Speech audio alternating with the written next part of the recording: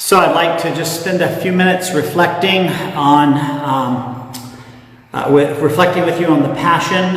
One of the ways that we think about the Passion each year, one of the ways it's traditional to think about the events that we've just read about or just heard sung for us from John's Gospel is to think about the things that Jesus says from the cross. There's, of course, a whole devotion built around the 7 last sayings or the 7 last words of Jesus on the cross. And I was looking at these a couple of days ago, and I realized there is something for us in each of the 7 sayings of Jesus that has to do with the time that we're in right now. And so if I had to put a title on my homily, I don't usually do that, but this would be the 7 last words of Jesus in the time of COVID-19. So there are 7 things that Jesus says from the cross, 7 different sentences, phrases, and not all of them are recorded in all 4 of the Gospels. As a matter of fact, in Matthew and Mark, he only says 1 thing. In Luke, he says 3 things. And in John, he says 3 things. And they don't match. Matthew and Mark match, but the others don't. Those of you that have been going through the scriptures with me this week will recognize that as we talked about it today in the last session for the retreat. But the first thing that we're told that Jesus says by St. Luke when he arrives at Golgotha itself, even before anything else happens, and usually this is depicted as being said when Jesus is having the nails driven in his hands. The first thing he says is, "Father, forgive them, for they do not know what they are doing." I find in this time right now, I find my patience draws short with lots of different kinds of people. My patience draws short with politicians. My patience draws short with people who are not paying attention to the restrictions in our society. When I've had the opportunity to go out from our house recently, only in my neighborhood, I go for a walk, and for the last couple of weeks, but yet I still see, and I see lots of people out doing exactly that, going out for a walk, maintaining distances, maintaining the protocol that's been asked of us. But then I go by a grocery store and I see a full parking lot. I hear stories about people who are there shopping, and my patience is worn out for that sort of thing. We've been told that there's one way for us to deal with this that seems to work in the places where it's struck and where it's struck bad, and to keep it from striking bad, and that is to maintain distance from each other. I don't like it. As an extrovert, it's driving me crazy. But at the same time, I lose patience with other people. I lose patience because I'm living in a house with 50 other people, and in that house with 50 other people, when you're all stuck behind the walls, it can become, even for religious, it can become difficult. And I'm sure that you who are sheltering in place with your families experience that as well. These are people that you love. These are people that you want to be with. But sometimes the proximity can get a little bit much. And so we have to have a sense of mercy as we deal with people around us. We have to maintain our patience. We have to realize that, especially those of us that aren't sick, especially those of us that aren't in any danger of being sick, especially those of us who are doing what we're supposed to do, we must pray for the patience to be forgiving of those who would get on our nerves at this time. So, Father, forgive them. They don't know what they're doing. Father, forgive them. Help us to know how to be forgiving and merciful as you are, Father. Also in Luke's Gospel, Jesus, in conversation with the good thief, the 2 thieves, we're told that there's a conversation between Jesus and them, and that they mocked him in Matthew and Mark. But in Luke actually gives us the content of that conversation. One mocks him, and the other says, "Hey, don't do that. You're here because you're supposed to be here. You're here because you did something wrong. You're here being punished in a punishment that's appropriate for the crime that you've committed. This man is not guilty." And then he turns to Jesus and he said, "Jesus, remember me when you come into your kingdom." To which Jesus responds, "Today you will be with me in paradise." In this Passion this day in which we remember the Lord's Passion on this Good Friday, we know that likely more Americans will die of coronavirus-related diseases and complications than died yesterday. We know that throughout the world, thousands of people are still dying. We know that this is a time where death is a real possibility, even for people who've been otherwise healthy in the past.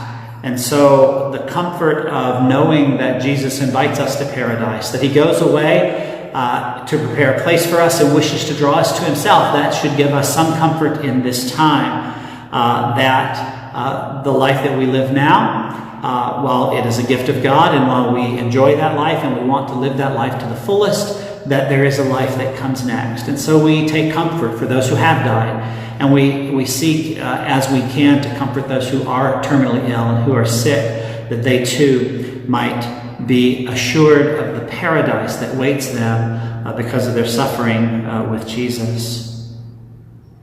John tells us of a conversation that takes place between Jesus, his mother, and the disciple who he loves, who's usually thought to be St. John. Jesus says to St. John, "Behold your mother," to his mother, "Woman, behold your son." And I think that we can take some comfort in the time when all of us are alone, when we are on our own, that it is not Jesus' desire that we should be alone, that Jesus does invite us to community, that Jesus, who takes care of his mother as he departs from this life, Jesus who gives his mother to us as our maternal, as a maternal blessing, as one who brings a maternal care to us. We ask, we can be assured that there is a sense in which we are never alone. We are always surrounded by a great cloud of saints. We're always given the presence of the Lord himself, and we ask the Lord to let us take some comfort in that, even as we are alone, especially those of us who really are alone. Those who don't live with other people and who are struggling because of the aloneness that's required at this time, that we know that we are not alone, that our Lord is with us, that he sends his mother to be with us, and that we are surrounded by the love and care of saints, both living and dead. And so, woman, behold your son, son, behold your mother. We're part of a community. We're part of that communion of saints. Jesus says, "I thirst." Well, I'm thirsty right now. I'm thirsty to get out and do the things that I like to do. I like to go to movies at movie theaters, and I watch them on my cell phone. I watch them on my computer, but I like to go to movie theaters, and I'm thirsty for that right now. And we recognize the things that we are cut off from that we don't like. I've seen it posted in a number of places. This is the lentiest Lent that I've ever lented. I feel like we're fasting from everything, and we're becoming more and more impatient to get to that place that we can get those things that we love. I was listening to a conversation going on behind me at breakfast this morning. Two of the friars talked about not being able to go to the gym. And again, I haven't driven my car in 2 weeks. I haven't been to the grocery store in 2 weeks. I haven't been to, all of us, we're all in that same place. The things that we like to do, the things that we leave our house for, even going to our jobs, the things that we're thirsty for those things right now. And we're called by the Lord to be patient and to continue, in some sense, even after Easter, to continue this fast, this amazing fast that we've had, knowing that it's not forever, it will come to an end. And so we thirst, yes, we thirst, but we thirst asking the Lord to help us to find our way to him, and to reflect on our own lives and what we can do without in this time of thirst. Then we have the three different traditions of the last things that Jesus says. Matthew and Mark, the only thing Jesus says from the cross is what's called the cry of dereliction, a direct quote from Psalm chapter 22, verse 2, where Jesus, who has been alone, who is the sacrificial lamb, who stands completely abandoned by everybody who's been with him during his temporal ministry, or his earthly ministry, standing completely alone on the cross, completely forsaken, not hearing from God, not feeling God's presence even in the Garden of Gethsemane. The one who is totally alone cries out, my God, why have you forsaken me?" And when I was thinking about this a couple of days ago, I thought about those people who are dying alone, those people who can't be attended by their loved ones, those loved ones who can't be with their loved one who's dying. That so much aloneness is created, so much abandonment is created by the reality of where we are right now. I only have a small example of it, so I came back to St. Albert's 2 weeks ago, and because I'd been out of the house when everything was locked down, I was required to go into quarantine. Technically, I'm still in quarantine. But so I was separated from the communal activities of the house. I'm not praying with the community. I've not been eating with the community. I've basically been in my room, and I could leave my room, but I didn't have any interaction with the community. And I live in a community of 50 friars, half of whom are our student brothers, and who can sometimes be aloof anyway. But when they know that you're in quarantine, they kind of avoid you. And I've been a little bit of a pariah in the community. As I walk the halls, people will step aside and give me wide berth. As I walk across the cloister, brothers will step to the other side of the cloister so that they don't have to come near me. But not only that, they won't even speak to me. It's sort of like I really am a pariah. I mean, I'm not sick. I haven't been in contact with anybody who's sick. But at the same time, it's felt like, oh my gosh, I have this community, these people that love me and that I love, and yet here I am alone. And some of them are treating me less than charitably or less than brotherly. That's a small thing. That's not being able to be with someone who dies. But each of us has our experience of the aloneness that this situation causes for us, and it can feel like we've been abandoned. In my worst moments, I think, how in the hell are we going to get out of this? How do we move back into normal life? How do we get back to the things that are typical for us? When do we start going back to church again? What's going to happen? Are people going to show back up? Or are people going to say, hey, I did without it for a few weeks, I can do without it some more? What's going to happen? How do we move to the normal? And it can feel like we can have that sense of abandonment, that sense of being alone. And so each of us has to cope with that. Each of us has to ask the Lord to help us know how best to deal with the anxiety that comes from that sense of being utterly alone. Well, one way might be that we surrender. The next thing that Jesus says on the cross, the last thing he says before he dies in Luke's gospel, is, "Into your hands, Lord, I commend my spirit." That sense that I can't do anything about the things I can't do anything about. To realize that I can listen to these numbers coming at me from the news media all day long, but all they're doing is creating anxiety for me. I can hear about, and I'm very frustrated as a priest that there's not much I can do. I can't go to hospitals because they don't have protective equipment to protect us. I can't offer counseling other than remotely. I can't do any of the things that I would normally do as a priest because this thing's got me locked down. And I know it. I'm just thinking in that. I know that all of you are having that same experience. And so, at some point, we have to be able to say, this is not something that I can do something about. I have to let the experts do their thing. I have to let those who are responsible for the safekeeping of our society do their things. Yes, I want to be informed. Yes, I want to do what I can. Yes, I want to reach out to the extent that I can to my elderly neighbor or my elderly relative. I want to do the things that I can do. I want to comfort my children or my grandchildren. I want to comfort those in my household who are experiencing that anxiety and that aloneness that we're talking about. I want to do what I can do, but I need to have a sense of abandonment. and surrender for those things that I can't do. I've never been much of a worrier. I've never been much of a person who worried. I don't know why that is. Part of it's my personality. Part of it's just the fact that somewhere along the line I realized worrying doesn't add anything to our lives. Oh, that's not me. That's the scriptures. Worrying adds nothing to our lives. Anxiety adds nothing to our lives. And so I feel blessed that I don't experience a lot of anxiety in my life.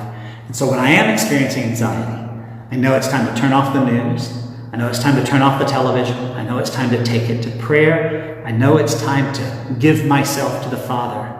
Into your hands, Lord, I commend my spirit. And then that leads me to the last thing that Jesus says on the cross in John's Gospel. When Jesus feels that he has accomplished everything that he came to do, when Jesus feels that he's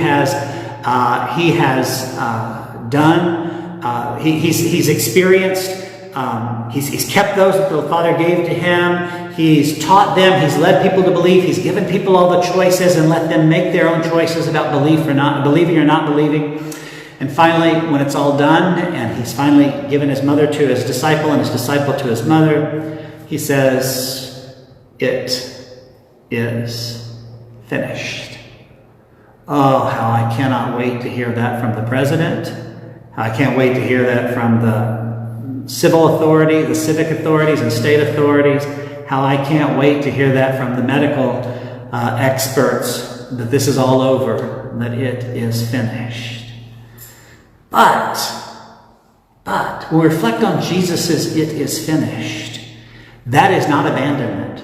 That is not surrender. That is, I've accomplished it. It's reached its perfection. I'm glorified because you want to glorify me, Father. I've done the best that I can do with what I've been given. And now I'm coming to you, Father. What you've asked me to do, it's finished. And it's a cry of victory. It is finished, not a cry of surrender.